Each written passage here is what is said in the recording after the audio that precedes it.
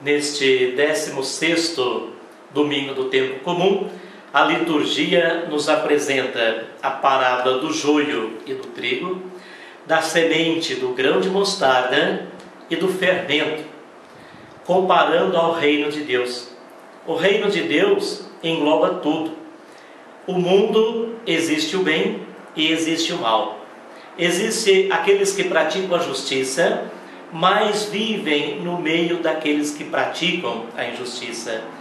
Aquele que semeia o joio é o maligno.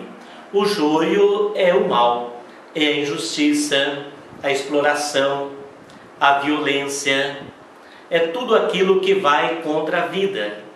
O trigo é a semente boa, representa todos aqueles que vivem a justiça do reino, todos aqueles que buscam a paz, que vivem o ideal da fraternidade, que vivem a solidariedade, que vivem corretamente. É interessante que mostra a paciência que Deus tem com cada um e não aceita que façamos justiça com as nossas próprias mãos. Deus é justiça e vai chegar o tempo certo da colheita, onde o justo tem a vida eterna e aqueles que praticam a injustiça têm também a sua condenação.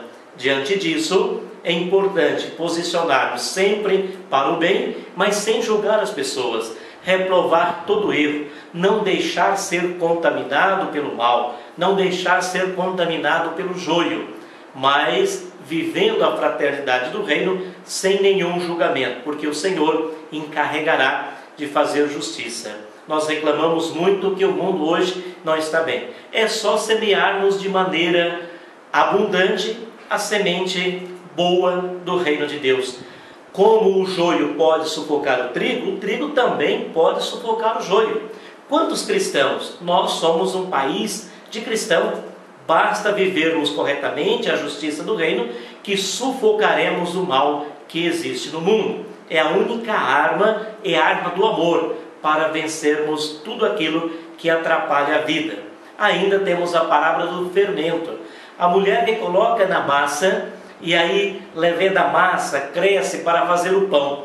Assim também, às vezes sentimos frágeis, mas essa porção pequena de um testemunho que brota, que consegue transformar uma comunidade, consegue transformar uma família, consegue transformar uma sociedade por aqueles que vivem a justiça do reino de Deus. E dessa maneira todos nós somos convidados a isso, como o grão de mostarda, sendo a menor de todas as sementes, cresce até os passarinhos buscam a sua sombra. Nós também podemos dar essa sombra de bondade, essa sombra do amor, essa sombra de vida. Mas para isso, na primeira leitura, o Senhor nos fala da sabedoria. Nós precisamos da sabedoria de Deus no dia a dia da nossa vida, sobretudo para conhecermos o bem e o mal e buscarmos o bem, nos colocarmos diante daqueles que praticam a justiça, acolhermos e vivermos também a justiça do reino de Deus. Decisão na nossa vida, somos continuamente chamados a tomar e tomamos decisões erradas quando não rezamos, quando não invocamos o Espírito Santo, como não temos o dom da sabedoria.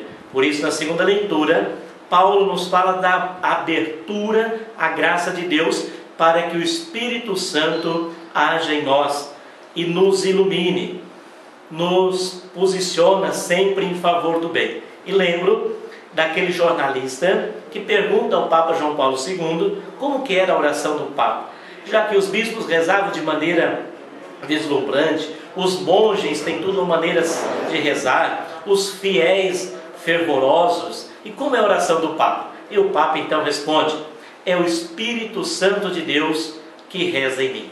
Abramos o coração para que também o Espírito Santo de Deus continue agindo em nós, rezando em nós e nos impulsionando para o bem.